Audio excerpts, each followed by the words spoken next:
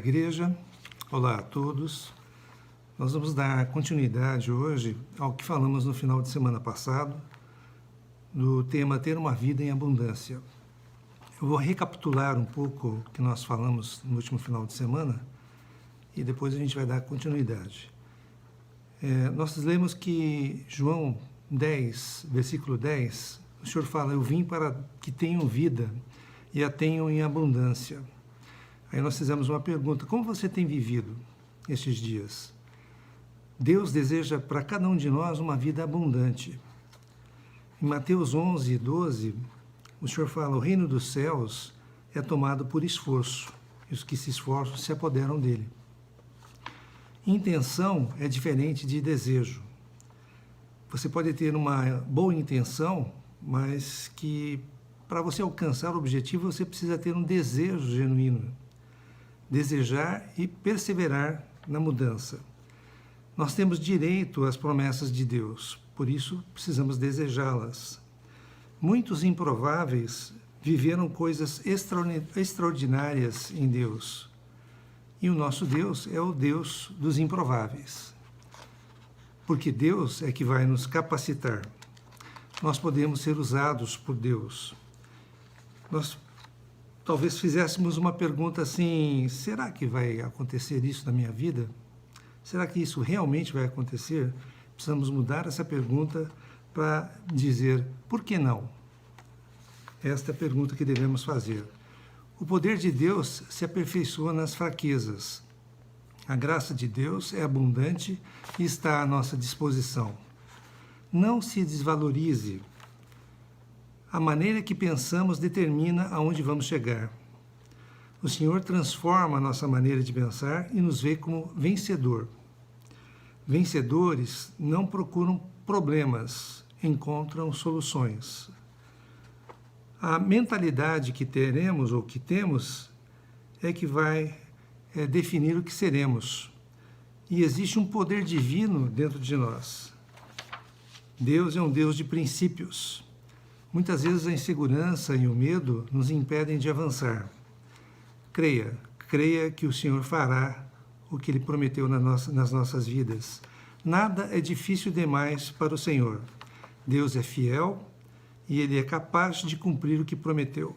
O objetivo disso é que nós tenhamos uma vida em abundância. Para isso, há 3 pontos importantes que a gente precisa ver nesse estudo. Obediência, que nós já vimos, vamos recapitular um pouquinho. A excelência e a constância. A obediência é um caminho para a santidade. E o primeiro passo é nos livrarmos dos pecados. Para isso, nós temos o sangue do Senhor. Nós podemos confessar os nossos pecados, nos arrepender e pedir pelo sangue do Senhor. E Ele é capaz de nos livrar de todos eles. Tudo o que precisamos está em Deus e na Sua palavra. Mas como vencer essa batalha? A luta entre o espírito e a carne. Como vencê-la? Através da obediência ao Senhor e à Sua palavra. Precisamos escolher o nosso eu espiritual. A fé, ela é fundamental para o relacionamento entre o homem e Deus. A fé precisa nos conduzir à obediência. Obedeça a Deus. Nós precisamos cooperar com Deus para implantar o seu reino aqui na Terra. Então nós vamos falar agora sobre a excelência. A excelência precisa ser adicionada, somada à obediência. Nós precisamos dar 100% de nós em tudo que fizermos, mas principalmente para Deus. Não se trata de ser 50%, ou ser meia boca, ou ser medíocre. Se você vai, por exemplo, a um restaurante e é muito mal atendido, apesar da comida ser boa, você vai pagar a conta sem nenhum prazer e não vai indicar esse restaurante para mais ninguém. Por outro lado, se você vai a um restaurante onde o serviço é excelente, a comida é muito boa, você vai pagar feliz, mesmo se for mais caro. Por quê? Porque, por um lado, não se paga pela mediocridade e, por outro lado, se paga muito bem pela excelência. A excelência distingue as pessoas e as coisas. Daniel, capítulo 6, versículo 3, nos diz: Então, o mesmo Daniel se distinguiu entre presidentes e sátrapas, governadores das províncias, né? Pela excelência. A excelência, porque nele havia um espírito excelente, e o rei pensava em estabelecê-lo sobre todo o reino. Vou repetir. Então, o mesmo Daniel se distinguiu desses presidentes e sátrapas, porque nele havia um espírito excelente, e o rei pensava em estabelecê-lo sobre todo o reino. Então, o que distinguiu Daniel dos demais? A excelência. Nele havia um espírito excelente. Está aí porque muita gente não cresce. Sem excelência, não conseguimos alcançar o potencial que temos em Deus. E olha que basta você dar o máximo de si. Deus precisa do nosso máximo. Deus fez tudo com excelência e perfeição. Eu e você fomos feitos à imagem e semelhança de Deus. Isto significa que temos a excelência em nossa essência. A excelência precisa ser a marca do cristão. Tem muita gente obediente por aí, mas vivendo aquém do que deveria viver, justamente por não dar o seu melhor naquilo que faz. Precisamos fazer o nosso 100% em tudo que fazemos. A excelência precisa nos distinguir do mundo. Você almeja uma abundância, uma vida abundante? Pois bem, ela não está disponível para pessoas com comportamento medíocre. Você não vai chegar lá com uma vida mais ou menos. Suas atitudes são medíocres? Você vive reclamando do emprego? Faz as coisas de qualquer jeito? Vive chegando atrasado nos compromissos? Ou falta aos compromissos e não dá justificativas? Há muitos outros exemplos. Pare de viver como alguém mais ou menos. É triste ver pessoas de comportamento medíocre frustradas com Deus porque não estão colhendo a abundância. Um exemplo aqui típico. Plantar limão não fará você colher maçã. Sementes de mediocridade não farão você colher frutos de excelência. Precisamos prestar atenção naquilo que estamos semeando. Se Deus não faz acepção de pessoas, a colheita ruim não é o problema de Deus, entre você e Deus, mas é um problema de comportamento. A Bíblia é um livro de princípios. Se você os obedecer, vai colher os benefícios. Somos responsáveis por fazer a nossa vida dar certo. Não estou excluindo Deus de todo o processo, mas precisamos fazer a nossa parte para que Deus nos abençoe. Em Deuteronômio capítulo 28, versículos de 1 a 14, nós vemos as bênçãos decorrentes da obediência. Diz lá: se atentamente ouvires a voz do Senhor teu Deus, tendo cuidado de guardar todos os seus mandamentos que hoje te ordeno, o Senhor teu Deus te exaltará sobre todas as nações da terra. Se ouvires a voz do Senhor teu Deus, virão sobre ti e te alcançarão todas estas bênçãos. Bendito serás tu na cidade e bendito serás no campo. Bendito o fruto do teu ventre e o fruto da tua terra, e o fruto dos teus animais, e as crias das tuas vacas e das tuas ovelhas. Bendito o teu cesto e a tua amassadeira. Bendito serás ao entrares e bendito ao saíres. O Senhor fará que sejam derrotados na tua presença os inimigos que se levantarem contra ti. Por um caminho sairão contra ti, mas por 7 caminhos fugirão da tua presença. O Senhor determinará que a bênção esteja nos teus celeiros e em tudo que colocares a mão, e te abençoará na terra que te dá o Senhor teu Deus. O Senhor te constituirá para si em povo santo, como te tem jurado, quando guardares os mandamentos do Senhor teu Deus e andares nos teus caminhos. E todos os povos da terra verão que és chamado pelo teu nome, pelo nome do Senhor, e terão medo de ti. O Senhor te dará abundância de bens no fruto do teu ventre, no fruto dos teus animais e no fruto do teu solo, na terra que o Senhor, sob juramento a teus pais, prometeu dar-te. O Senhor te abrirá o seu bom tesouro, o céu, para dar chuva à tua terra no seu tempo e para abençoar toda a obra das tuas mãos. Emprestarás a muitas gentes, porém tu não tomarás emprestado. O Senhor te porá por cabeça e não por cauda, e só estarás em cima e não debaixo, se obedeceres aos mandamentos do Senhor teu Deus, que hoje te ordeno, para os guardar e cumprir. Não te desviarás de todas as palavras que hoje te ordeno, nem para a direita, nem para a esquerda, seguindo outros deuses para os servires. As bênçãos, elas são condicionais. Elas virão se obedecermos. Hoje em dia, infelizmente, existe a cultura do coitadismo, da vitimização. As pessoas não se responsabilizam pelos seus erros ou pela falta de acertos. Há muitos argumentos, muitas justificativas, muitas desculpas. Mas mesmo que essas justificativas sejam verdadeiras, precisamos reconhecer que necessitamos de transformação. Mateus 25, 14 a 30, fala da parábola dos talentos, a parábola relacionada à obra.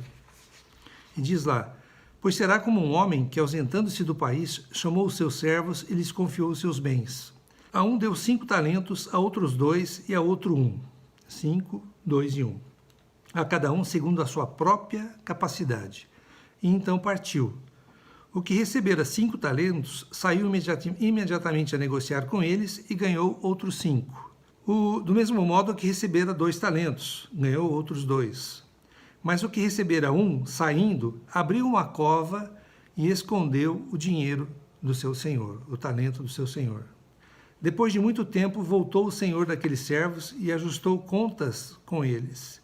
Então, aproximando-se o que recebera 5 talentos, entregou outros 5, dizendo: Senhor, confiaste-me 5 talentos, eis aqui outros 5 talentos que ganhei.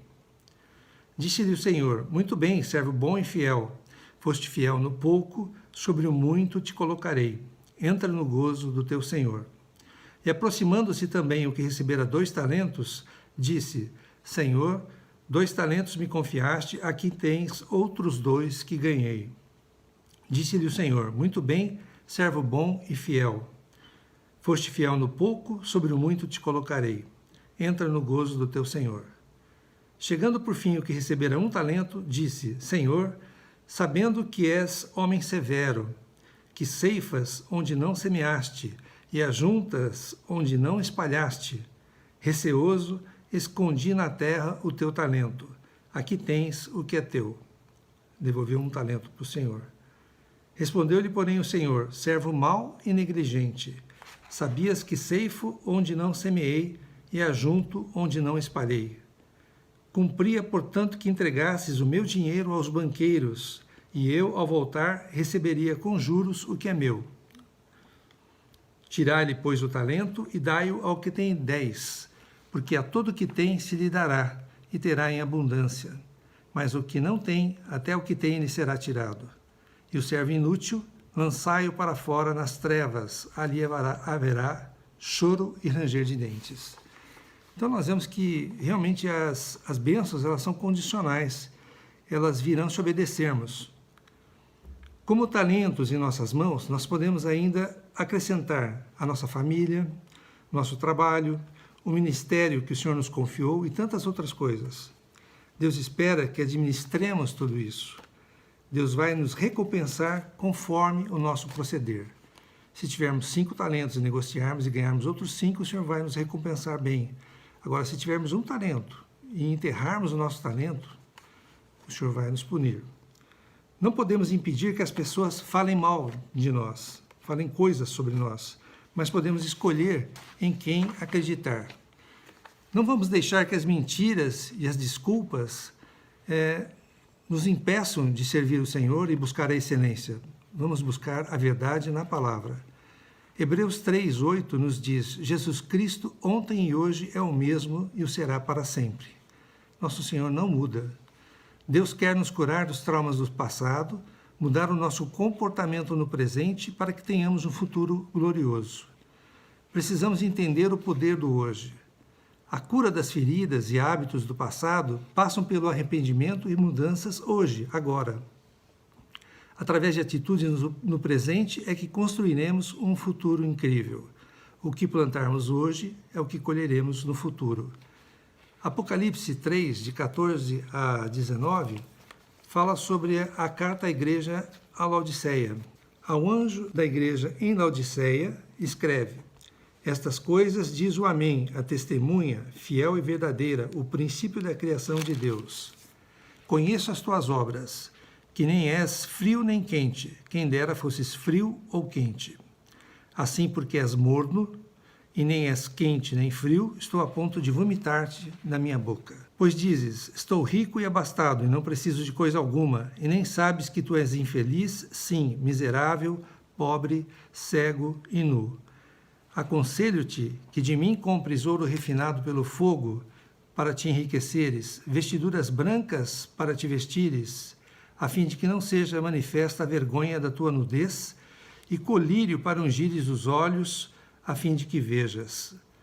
Eu repreendo e disciplino a quantos amo. Sê, pois, zeloso e arrepende-te. Então, nessa carta à igreja em Laodiceia, que se julgava acima dos outros, né? O Senhor diz, conheço as tuas obras. Deus conhece muito bem o nosso passado. Laodiceia era um centro comercial muito importante e rico na região. Era conhecida por três atividades que o Senhor repreende. Atividade comercial, bancária, devido ao ouro que ela produzia, a produção de lã, a indústria têxtil, e pela medicina, o colírio que eles produziam. E Deus justamente ordena que eles trocassem as suas vestes, comprassem ouro refinado e ungissem os olhos com o verdadeiro colírio. Eles não deveriam mais confiar na sua força, mas sim no Senhor. Aquele povo precisava de cura e mudança, e era para hoje. Se achavam abastados e ricos, mas eram pobres e nus. Não adie o que precise ser feito em sua vida. Não espere até amanhã para começar a fazer a sua parte. Seja excelente agora. Há três fatores que estão intimamente ligados à excelência: a competência, a habilidade e a aplicação. Salmo 139:16 nos diz: os teus olhos me viram a substância ainda informe, e no teu livro foram escritos todos os meus dias, cada um deles escrito e determinado, quando nenhum deles havia ainda. O Senhor já desenhou todos os nossos dias. Ele nos vê competentes para cumprirmos aquilo que Ele mesmo predeterminou a nosso respeito. É muito bom sermos competentes, mas não basta. Precisamos adquirir as habilidades necessárias para chegarmos lá. Competência vem de Deus, mas a habilidade se conquista. Precisamos trabalhar para chegar lá. Como é que um líder, por exemplo, vai liderar se não conhece nada sobre liderança? Como alguém vai prosperar se não sabe nada sobre dinheiro? Como ter um casamento feliz se não sabe como construí-lo? Nós somos resultado daquilo que aprendemos e aplicamos. Precisamos aprender. O que não dá é para ser ignorante. Oséias 4, versículo 6 diz: o meu povo está sendo destruído porque lhe falta o conhecimento. Porque tu, sacerdote, rejeitaste o conhecimento, também eu te rejeitarei, para que não sejas sacerdote diante de mim. Visto que esqueceste da lei do teu Deus, também eu me esquecerei dos teus filhos. Deus rejeitou o seu povo nessa passagem pela falta de conhecimento, por causa da ignorância. Portanto, prepare-se, se esforce. Romanos 2, 6-7 diz: Deus retribuirá a cada um segundo o seu procedimento. A vida eterna aos que, perseverando em fazer o bem, procuram glória, honra e incorruptibilidade.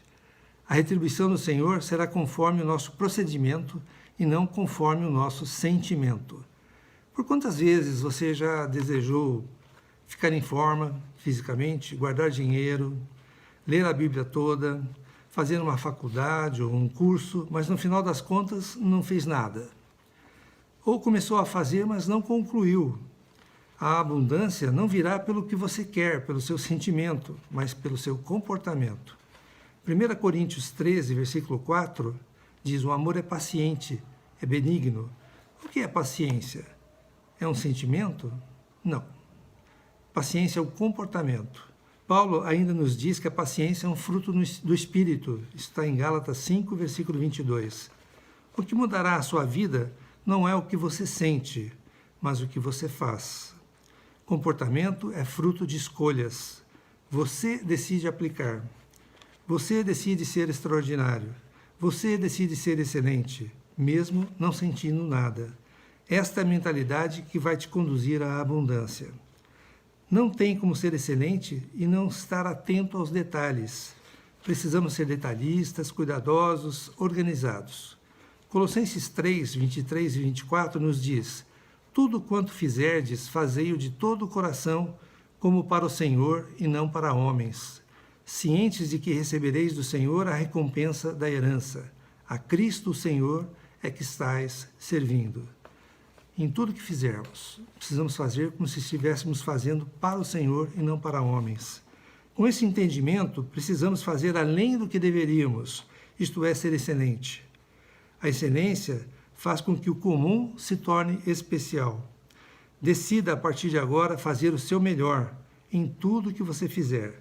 A colheita abundante está à sua espera. Vamos falar agora sobre a constância. Falamos sobre obediência, excelência e agora sobre a constância. A abundância será resultado da excelência, como vimos. Porém, de nada adianta sermos excelentes se a nossa excelência for momentânea, de curta duração. Precisamos acrescentar a tudo isso a disciplina, a constância. Como ter intimidade com Deus se começamos a buscá-lo, mas depois de uma semana não oramos mais? Como prosperar se a administração das finanças dura apenas um mês? Como construir um casamento maravilhoso se um dia trata o cônjuge bem e no outro dia mal? Josué 1, versículo 8, nos diz: não cesses de falar desse livro da lei. Antes medita nele dia e noite, para que tenhas cuidado de fazer segundo tudo quanto nele está escrito. Então farás prosperar o teu caminho e serás bem-sucedido. Josué precisava meditar no livro da lei constantemente para viver a vontade de Deus e colher as bênçãos. Devemos fazer o certo, mas pelo período necessário. Gálatas 6, versículo 9, nos diz: e não nos cansemos de fazer o bem, porque a seu tempo ceifaremos, se não desfalecermos, se não desanimarmos. O que você deixou de fazer que não deveria ter deixado de fazer? Por que parou? Apocalipse 2, versículo 5, da carta à igreja em Éfeso, diz: lembra-te, pois, de onde caíste. Arrepende-te e volta à prática das primeiras obras. E se não, venho a ti e moverei do seu lugar o teu candeeiro, caso não te arrependas. O Senhor pede para voltar a praticar aquilo que você sabe que deveria praticar, aquilo que você parou de praticar. A omissão não pode encontrar espaço em nossas vidas. Precisamos vencer nossas desculpas e fazer o que precisa ser feito, pois a disciplina é fruto de uma escolha diária. Um semeador de boa terra, ele não pode parar de semear para ter uma boa colheita. Ele precisa continuar semeando, precisa de disciplina. Meu encorajamento é que você permaneça semeando, seja firme em seu propósito, então a recompensa chegará. Mateus 7, versículos 7 e 8 nos diz: pedi e dar-se-vos-á, buscai e achareis, batei e abrir-se-vos-á, pois todo o que pede recebe, o que busca encontra, e a quem bate abrir-se-lhe-á. Quer ser íntimo de Deus? Não pare de buscá-lo.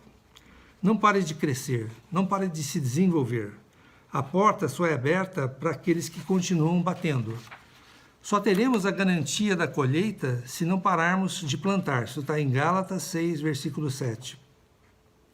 Não podemos olhar para trás enquanto estamos com a mão no arado. Isso está em Lucas 9, versículo 62, que diz: mas Jesus lhe replicou: ninguém que, tendo posto a mão no arado, olhe para trás, é apto para o reino de Deus. O que ele quis dizer com isso? Que o papel do lavrador era manter as mãos no arado e olhar fixamente para frente. Porque se ele se desviasse o olhar, o arado poderia se desviar também, de onde ele deveria se manter plantando, né? Ou preparando para a plantação. Precisamos manter o foco. Não podemos olhar para trás ou permitir que outras coisas atraiam a nossa atenção mais do que o propósito do Senhor para nós. Se formos desfocados, não estaremos aptos para o reino de Deus. Apto no original fala sobre ser útil. Se sou desfocado, deixo de ser útil, pois não estou mais dando o meu melhor para alcançar a vontade de Deus. Qual é a sua atual condição? Você está dando o seu melhor? Você está focado no Senhor, naquilo que você está fazendo? Precisamos manter o foco.